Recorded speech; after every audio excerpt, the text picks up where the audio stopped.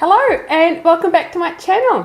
First of all, thank you all so much for being here, watching my videos, supporting my channel. I couldn't do all of this if it wasn't for you. So I thought in this video I'm going to do a bit of a Q&A to get to know you better, and then hopefully by listening to my answers you will get to know me a little bit better as well. I got almost 100 questions, which is amazing, of course, but I'm not sure whether we can get through all of them in this video, but let's see how it goes. I can always make another video. And so if you have more questions, definitely make sure you leave them in the comment section below this video. All right, so let's start with Steph Legu, who asks, how did you begin with iPad lettering and do you sell your artworks? I started iPad lettering at the end of 2015 when I got my first iPad Pro and Apple Pencil. And there's actually a little bit of a funny story around this because I wasn't going to get an iPad Pro or an Apple Pencil, but it was my husband who got them first. And so when he got them and took them out of the box, I was the first person to try them out because I was quite curious. And I never gave that Apple Pencil back to my husband. I loved using it so much, so I kept it to myself, and I ended up ordering another one for my husband, and he actually only got his Apple Pencil at the beginning of 2016 because they were in short supply. And then in order to practice my lettering, I actually bought a set of practice sheets, and then I just started tracing the letters over and over and over, and I loved doing this so much. And then I got a little bit better with my lettering practice, so I started participating in challenges on Instagram where every day we had to write a word and then post it on Instagram, and that was actually a really nice way to start because I was forced to practice every day and to create a little lettering piece that I could post on Instagram. And then yes, I do sell my artwork. You can find it on my website, which is ipadlettering.com, but I actually mainly sell procreate brushes and practice sheets and templates. And I do this so that I can help you become better artists. Okay, next up we have Kaison, who asks, what did you find the hardest when you first started lettering? This is such a good question, and I actually thought about this question for a little while to figure out how to answer it best. And really the thing I still find this really hard now is actually having something in my head and seeing things on Instagram or seeing really inspiring lettering pieces and then being able to do this myself. So the picture I have in my head of what I want to create and then actually putting it on the iPad, I really find this the hardest, and it took me a very long time and many hours of practice to be able to translate what's in my head onto the iPad. Sophie Angelica asks, when you started lettering, did you begin on paper or on iPad?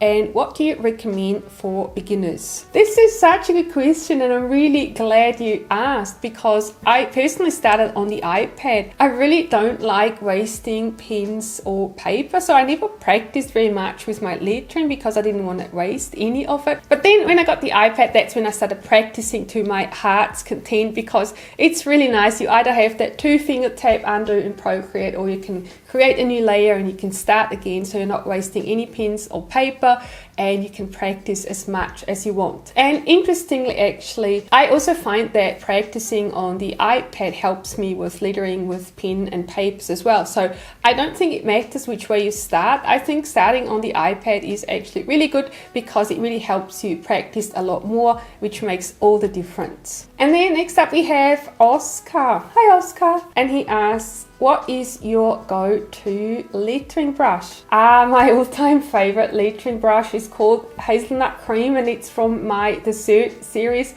And this has actually got a funny story as well. The reason why I called it Hazelnut Cream is because I really love Nutella. I'm obsessed. And I didn't think I could call a brush Nutella because I might have some copyright issues or whatever, and that's why I called it Hazelnut Cream, but it's my favorite lettering brush. Did you have an inspiration when you started lettering? Oh yes, absolutely. I have so many inspirations and I scroll through Instagram for inspiration all the time. And back even before I started my own lettering journey, I was following Amanda Arneal and Stefan Kuntz and also Gemma O'Brien, and I admire their artwork and their lettering so much. And these are still the people who inspired me the most when it comes to lettering. And then what was your biggest challenge when starting your YouTube channel? There are so many challenges. I'm quite a shy person, so being in front of the camera is a little bit uncomfortable for me, so that was definitely a challenge. But then when I first started, the biggest challenge was actually hearing my own voice, and I have a weird accent, and so it took me a long time to get over that. And also for those of you who wanted to ask what my accent is, I actually grew up in Switzerland, and so my native language is Swiss German. I had to learn German and French, and then I learned Spanish as well. And so my accent is kind of a mixture of all these different languages. But I have lived in New Zealand for the last 20 years, and I'm married to a New Zealander, and so that's why I have got a little bit of a Kiwi accent mixed with some other languages as well. And then next up we have Ananya, who asks, what editing app do you use? And I love your videos. Oh, thank you so much. I use Premiere Pro on my iMac to edit all my YouTube videos and all the sort of longer form content, because I usually shoot my videos in 4K resolution. But then if I have smaller videos for maybe for Instagram or for Reels, I'm using the Luma Fusion app on the iPad. And next up we have Nisa, who asks, also, by the way, if I'm pronouncing any of your names wrong, I'm very sorry. I'm not that good with pronouncing names. Who asks, have you ever tried GoodNotes? And if yes, do you prefer it more than Zinnia? Yes, I have actually tried GoodNotes, and I've used that before I started using Zinnia. Zinnia is a relatively new app that came out, I think it was March last year, and before that I've been using GoodNotes. But if you want to see a comparison between GoodNotes and Xenia, I'm actually going to leave a link either here or there, so that you can watch that video and then you can see my exact opinion about the two apps, and also why I prefer Xenia over GoodNotes. Now we have Krishna Selva Kumar, who asks, why did you start YouTube and why did you start lettering? Any advice for beginners? Alright, let's start with the lettering. I started lettering as a creative outlet, and then also mainly for relaxation. I was a software developer at the time, and so I was writing code all day,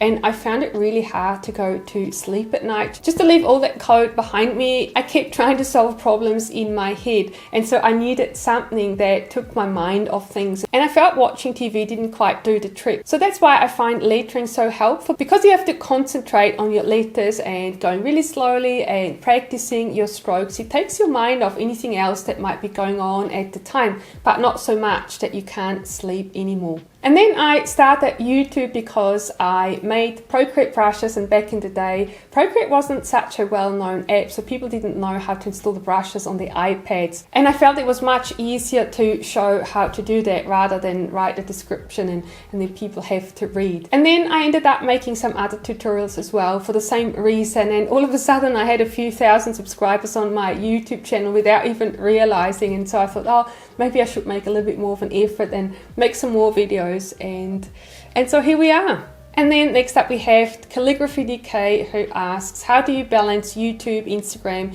and personal life with friends and family and everything else that is going on?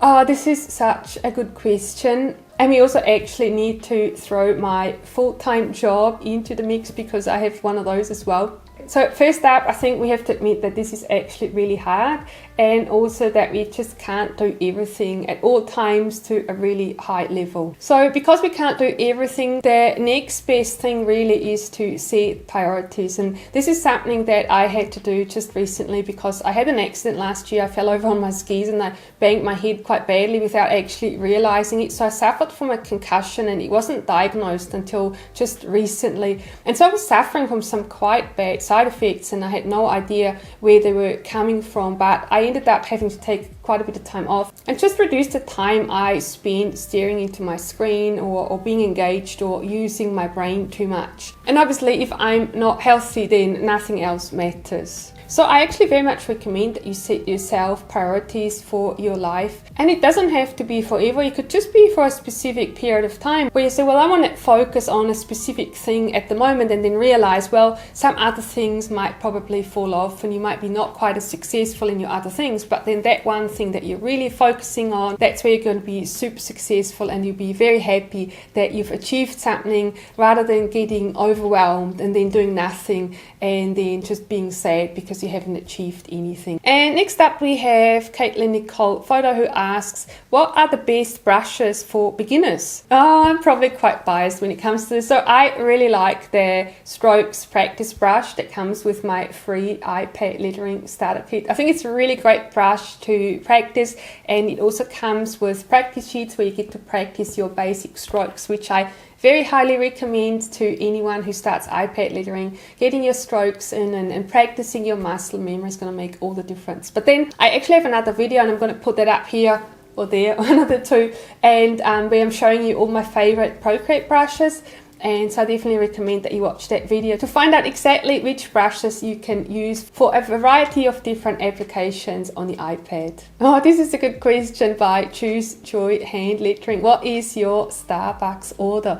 It's actually quite simple. I like having dark roast coffee with just that splash of normal milk, nothing fancy. But I like drinking coffee a lot, so thank you for this question. And then she also asked, what is your favorite thing to do creatively? My favorite thing to do creatively is anything to do with watercolor, whether that's on the iPad or on paper. I absolutely love watching colors flow into each other, blending colors. I love it so much. So anything to do with watercolor and abstract art, I absolutely love it. Cassandra Mosley 89 asks, how do I start using my iPad more often, and which app do you use for planning? So I'm going to start with that second question, and I absolutely love using the Zinnia app for my planning, but then I also use the Notion app.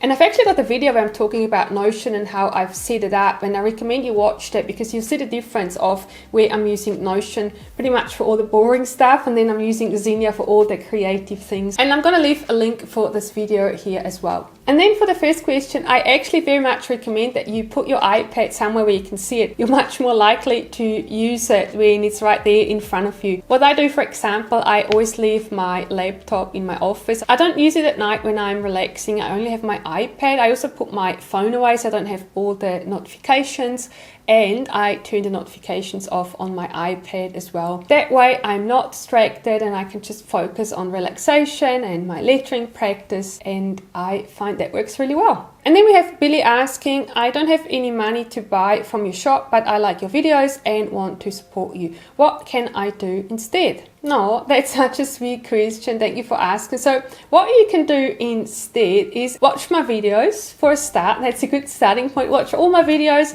Make sure you watch them all the way to the end. And of course, like them and leave a comment. But then other than that, make sure you share the videos with your friends as well, because that sends a really good signal to YouTube that you like the video and that your friends might like to watch them as well. And then that way we get the YouTube algorithm to promote my videos to a lot more people, and then hopefully those people are going to watch my videos and then they might buy something from my shop, and everyone wins. All right, hopefully I managed to answer most of your questions. If I haven't, please drop them down below in the comments so I can answer those questions as well. And now that you know me, please don't be shy. Say hi in one of my next videos. I'm super excited to hear from you. Again, thank you all so much for your support, and I'll see you in my next video.